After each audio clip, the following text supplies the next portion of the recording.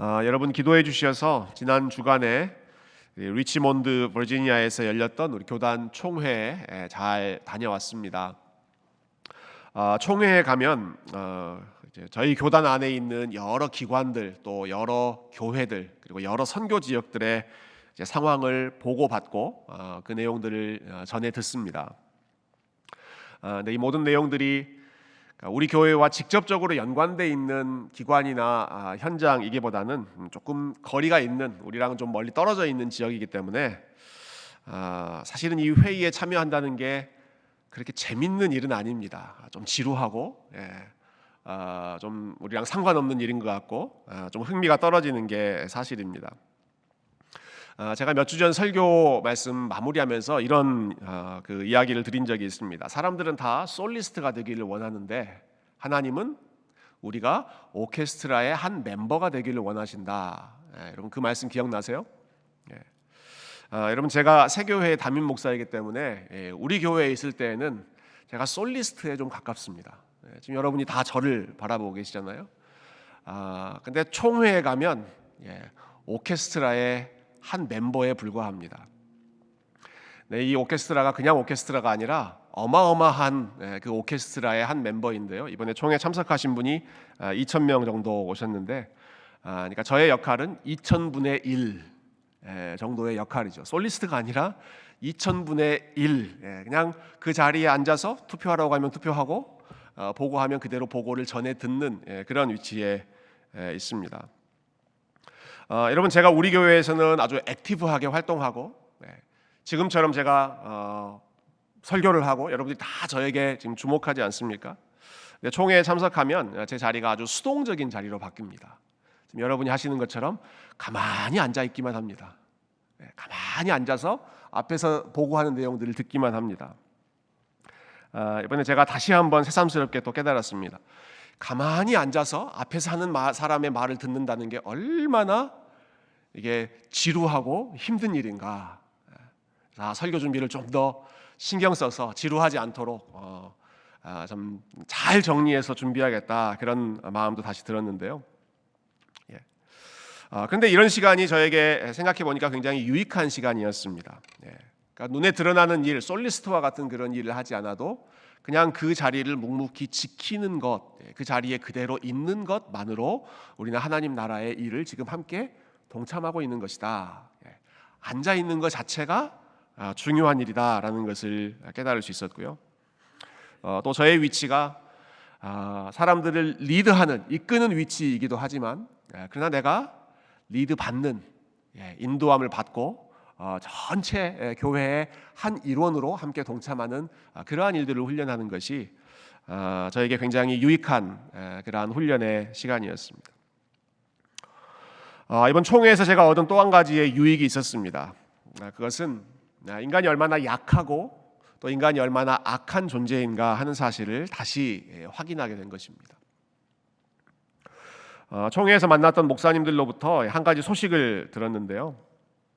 제가 전에 살던 필라델피아라고 하는 도시에 가장 유명한, 가장 영향력 있는 교회 중에 하나가 10th Presbyterian Church, 우리말로는 제10 장로교회, 이름이 참 재밌죠.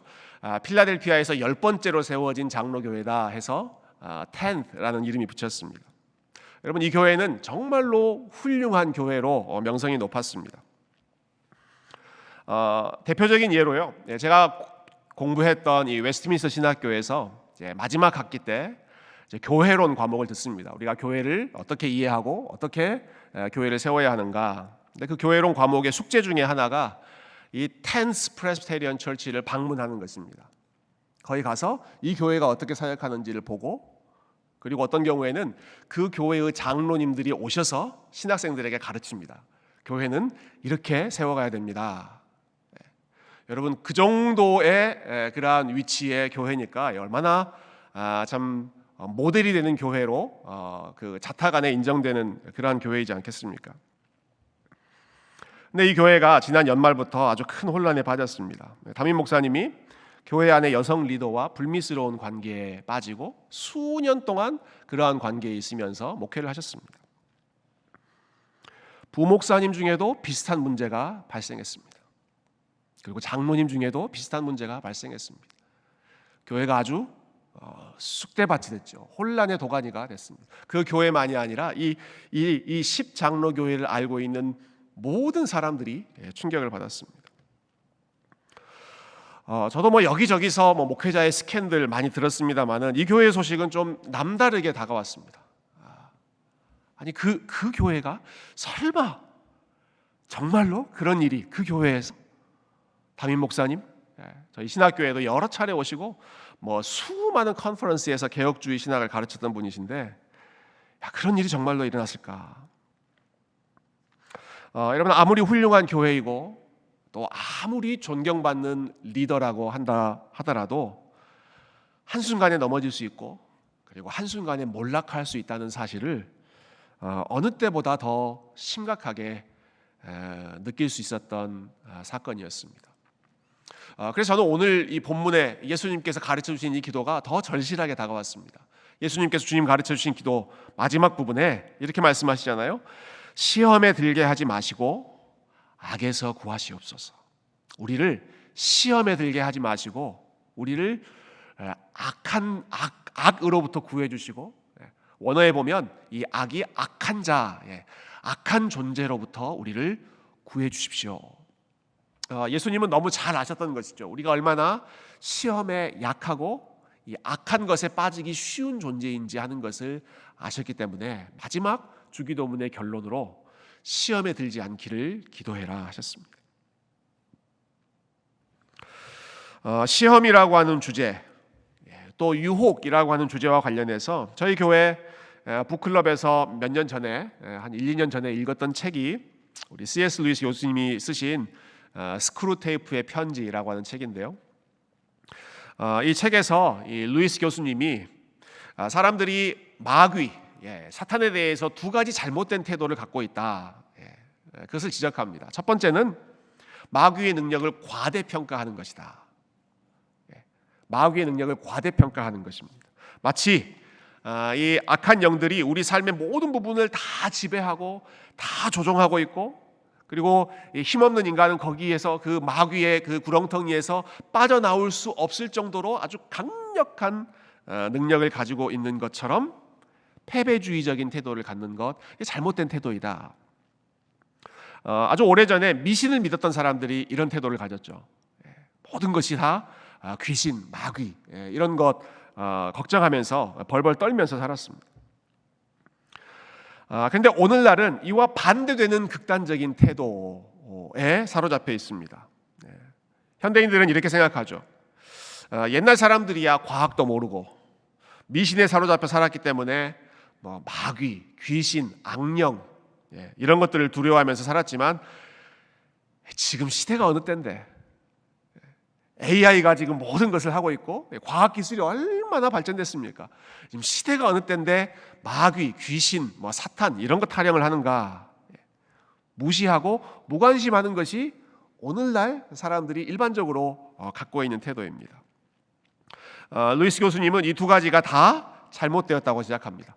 마귀에 대해서 벌벌 떨면서 거기에 집착하고 거기에 모든 신경을 몰두하는 이것도 건강하지 않고, 그러나 동시에 마귀의 역사에 대해서, 마귀의 존재에 대해서 무시하거나 무관심하거나 나랑 상관없다고 생각하고 살아가는 것 역시 똑같이 잘못된 아주 위험한 태도이다. 예수님께서 이런 지적에 아주 전적으로 동의하셨을 것 같아요. 마귀에 대한 이런 지적을 예수님 전적으로 동의하셨습니다. 여러분, 예수님께서 마귀를 어떻게 바라보셨는가? 여러분, 예수님은 마귀를 말씀 한마디로 제압하셨습니다. 말씀 한마디로 마귀를 쫓아내시기도 하고, 그 마귀들의 숫자가 얼마나 많든지 간에 심지어는 군대 귀신이라고 스스로를 밝히는 그러한 일들도 있었잖아요. 우리는 군대입니다. 우리는 수가 많습니다. 그래도 예수님께서 한마디로 너희들 다 저리 떠나가. 예수님 그냥 말씀 한마디로 다 떠나갔죠.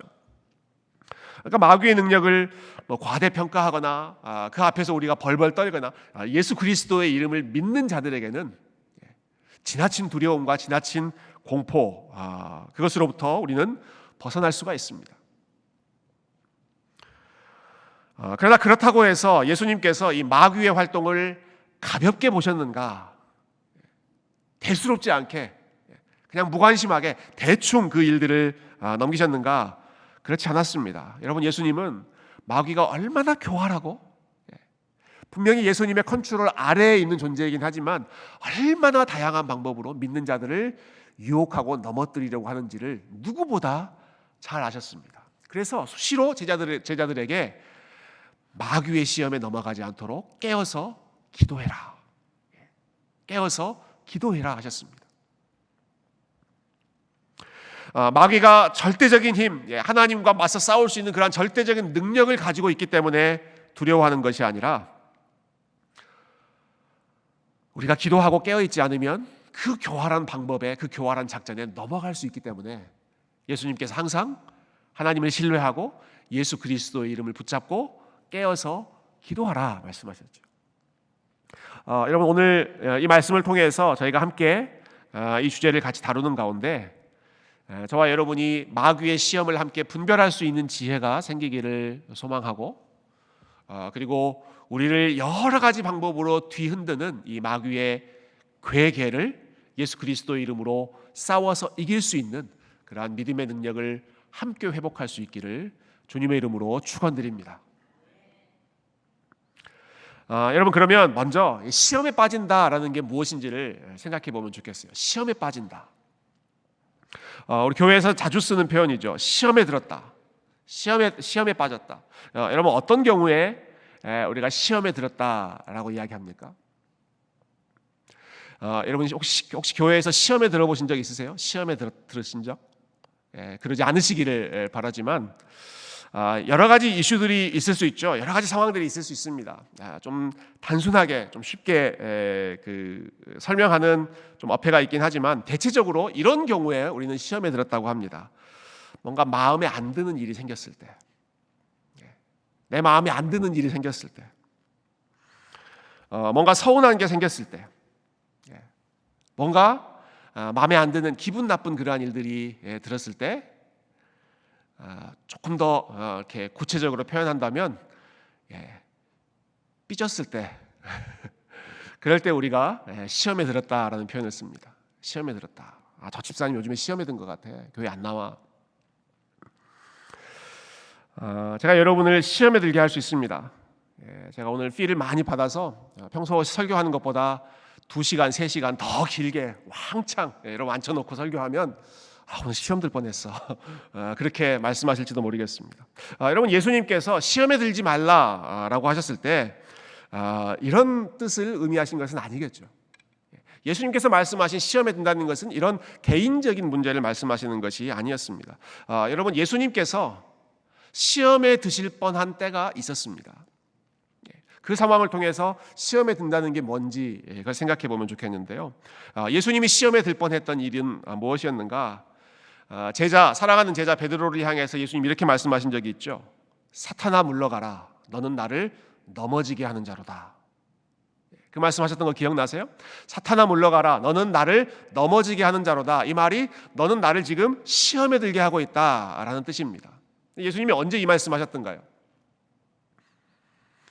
베드로가 예수님의 기분을 상하게 했을 때, 베드로가 예수님을 무시하고 예수님을 비난하고 그랬을 때 예수님께서 이 말씀을 하셨는가? 그렇지 않습니다.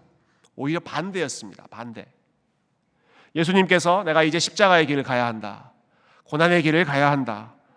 고난의 잔을 내가 마셔야 한다라고 말씀하셨을 때 베드로가 이렇게 반대하죠. 주님, 그렇게 하지 마십시오. 주님, 제발 그 길을 걸어가지 마십시오. 여러분, 베드로 딴에는 예수님을 사랑하는 마음 때문에 예수님이 가시밭길 걷지 않고 예수님은 정말 꽃길만 걸으셨으면 좋겠다 하는 그런 마음에 정말 예수님께 그 충성스러운 마음으로 예수님 힘든 길에 안 가셨으면 좋겠습니다. 십자가 안 지셨으면 좋겠습니다.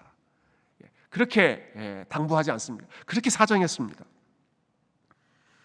근데 바로 그때 예수님은 제자들에게 하신 말씀 중에 가장 가혹한 말씀을 하셨던 것 같아요. 사탄아, 베드로를 가리켜서 이 사탄아 물러가라. 너는 지금 나를 넘어지게 하고 있다. 네가 지금 나를 시험에 들게 하고 있다.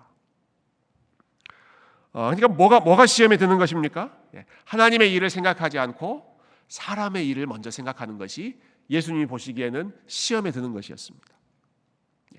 십자가의 길을 걷지 않고 더 편한 길로 가라고 부추기는 것이 예수님에게 시험에 드는 길이었습니다. 하나님의 말씀에 순종하지 않도록 하는 것,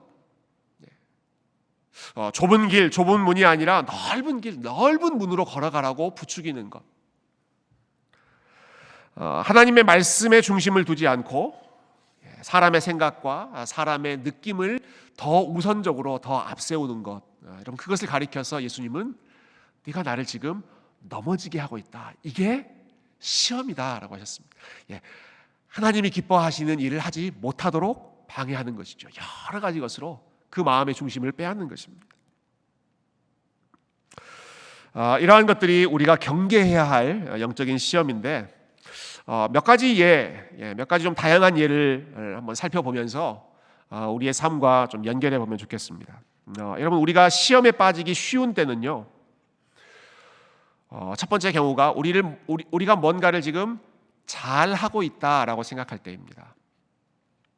내가 지금 뭔가를 지금 열심히 하고 있다. 내가 뭔가를 잘 하고 있다. 여러분 그때가 제일 시험에 빠지기가 쉬운 때입니다. 제가 가장 최근에 읽은 책이 한 권 있는데 영어 제목이 이렇습니다. The Spiritual Danger of Doing Good. 선한 일을 할 때 빠지게 되는 영적인 위험. Doing good, 선한 일을 할 때 spiritual danger, 영적인 위험이 있다 하는 거예요. 여러분 이 책을 쓰신 분이 참 훌륭한 분이세요. Hope International이라고 하는 국제적인 단체인데 이 단체는 이 단체의 대표이십니다. 근데 이 단체는 전 세계의 가난한 사람들을 돕는 그런 단체입니다. 아프리카, 남미, 또 아시아에 아직 개발이 안 된 그러한 나라들, 가난한 나라들, 그러한 곳을 찾아가서 그냥 단순히 돈만 구호 활동만 하는 것이 아니라 그 사람들이 정말 실제적으로 어떻게 자립하면서 살 수 있는지 그 일하는 방법을 지원해주고 또 대출을 지원해주고 그래서 여러 가지 활동들을 할 수 있도록 도와주는 가장 어려운 사람들이 하나님의 형상답게 살 수 있도록 그 삶을 회복해주는 일을 주로 하는 단체가 이 Hope International이라는 단체이고요. 이 단체의 대표가 제가 읽은 그 책을 쓰셨던 분이십니다. 여러분 이분이 젊었을 때부터 전 세계를 다니면서 정말 가난한 나라만 돌아다니면서 그 사람들을 돕는 일에 자신의 생을 헌신하셨습니다. 그런데 그렇게 선한 일을 열심히 할 때 자기도 모르게 심각한 위험에 빠질 수 있다는 사실을 이분이 깊이 본인도 경험하고 그리고 깨닫게 됩니다. 여러 가지 그 경우들을 이야기하시는데요. 하나하나 좀 생각해 보면 좋겠어요. 먼저 이런 위험이 있습니다. 내가 지금 하나님이 기뻐하시는 일에 헌신했기 때문에 당연히 내 삶에는 항상 좋은 일만 있어야 한다라는 생각에 빠지기 쉽습니다. 그러다가 좋은 일이 생기지 않으면, 선한 결과가 나오지 않으면 실망하고 낙심하죠. 내가 하나님을 위해 이렇게 수고했는데, 내가 하나님 나라를 위해서 이렇게 많은 것을 포기하고 내가 헌신하고 있는데 왜 내 삶에 이렇게 어려운 일이 생기는가? 자신이 열심히 선한 일, 하나님이 기뻐하시는 그 일을 하고 있기 때문에 당연히 내 삶에는 항상 좋은 일만 있어야 한다라고 생각하는 것이 이분이 지적하는 첫 번째 영적인 시험. 우리가 선한 일을 열심히 할 때 빠지기 쉬운 영적인 시험이었습니다. 비슷한 맥락에서 선한 일에 열심히 다하는 사람들은 이런 유혹에도 빠지기 쉽다고 지적합니다. 내가 하고 있는 지금 이 일이 너무나 중요하고 그리고 너무나 귀한 일이기 때문에 그 목적을 이루기 위해서라면 사소한 것 몇 개쯤은 그냥 포기하고 타협하고 그냥 대충 넘어가도 된다고 안이하게 생각하는 것입니다. 내가 지금 이렇게 중요한 일을 하고 있기 때문에 가족들은 내가 기꺼이 희생해도 된다. 가족들도 내가 이 중요한 일을 하고 있는 것에 마음을 함께 해줄 것이다 라고 생각하고 가족들에 대한 일들을 점점 소홀히 여기는,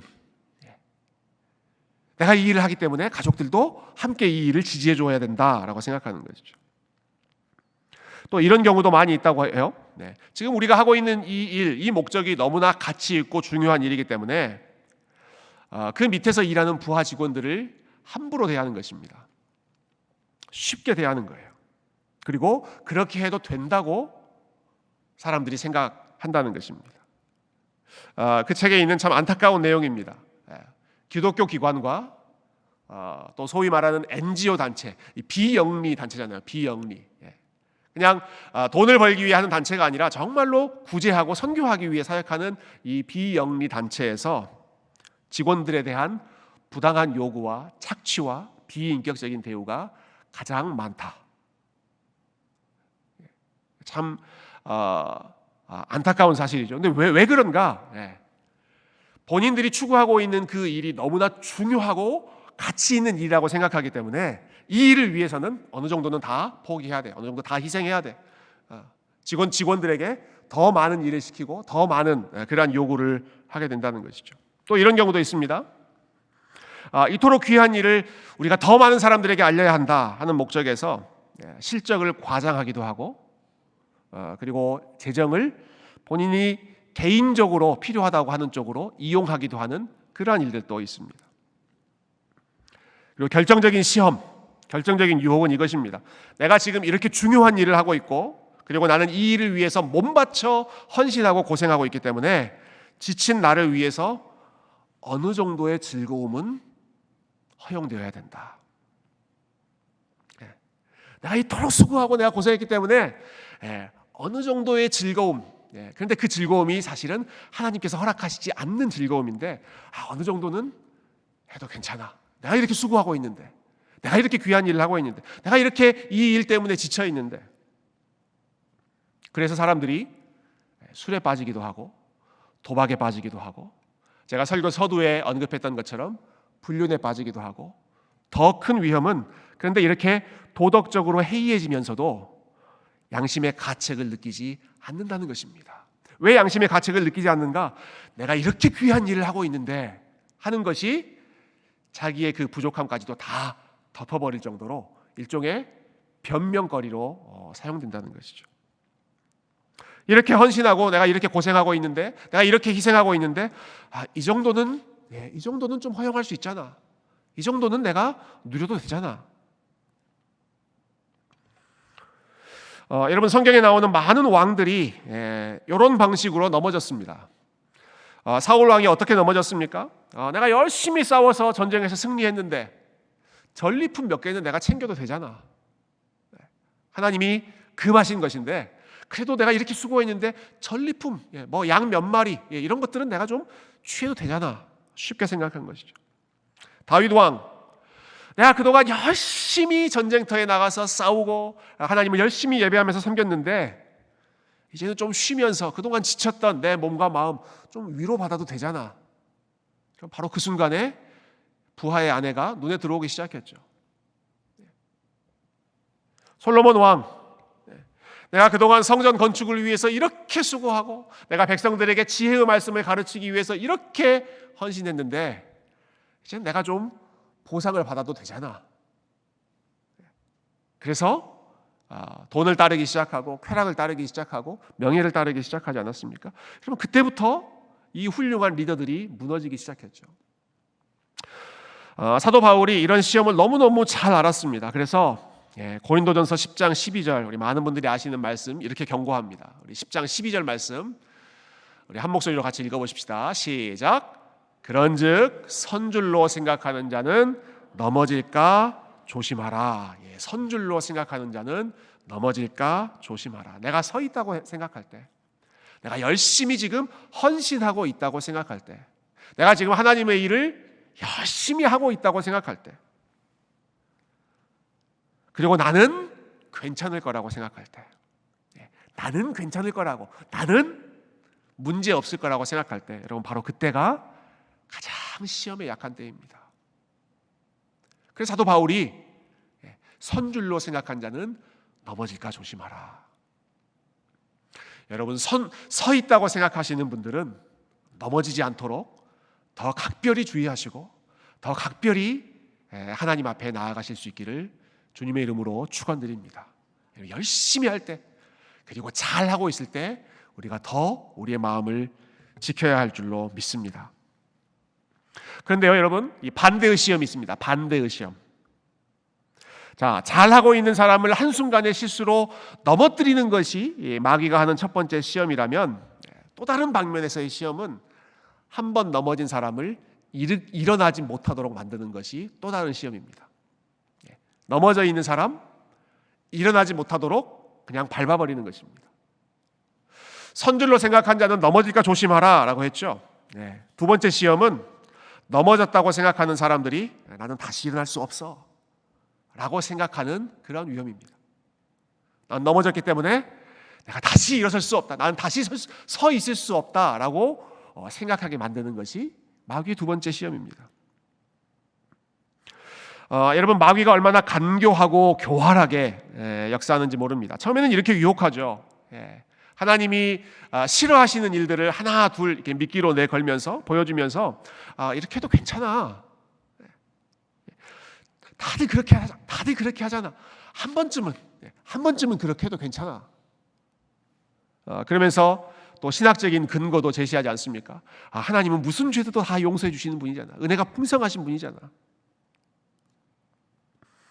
여러분, 그런데 그 유혹에 일단 넘어가면 마귀의 태도가 이렇게 돌변합니다. 너는 이제 끝났어. 처음에는 한 번쯤은 괜찮아. 다들 그렇게 한 번쯤은 괜찮아. 해봐. 괜찮을 거야. 그렇게 유혹하고 나서 거기에 일단 넘어가면 180도로 돌변해서 너는 끝났어. 너는 절대로 일어날 수 없어. 너의 삶은 절대로 회복할 수 없어. 하나님이 얼마나 거룩한 분이신데, 하나님이 얼마나 정결한 분이신데, 너같이 이러한 죄로 넘어지고 실수한 사람들은 하나님이 사랑하시지도 않고 함께 하실 수 없다고 정죄하고 고발하는 것이 마귀의 두 번째 작전입니다. 넘어져 있는 상태에서 일어나지 못하도록 계속 밟는 겁니다. 계속 고소하고 고발해서 계속 밟아버리는 것이죠. 여러분, 우리가 이때 기억할 말씀이 있습니다. 조금 전에 읽었던 고린도전서 10장 말씀을 우리가 기억해야 돼요. 조금 전에 12절 말씀 읽었죠. 그런즉 선줄로 생각하는 자는 넘어질까 조심하라. 서 있다고 생각하는 사람들은 이걸 조심해야 됩니다. 그런데 13절 말씀이 이 말씀과 함께 나옵니다. 13절 우리 같이 한번 읽어보실까요? 13절 시작.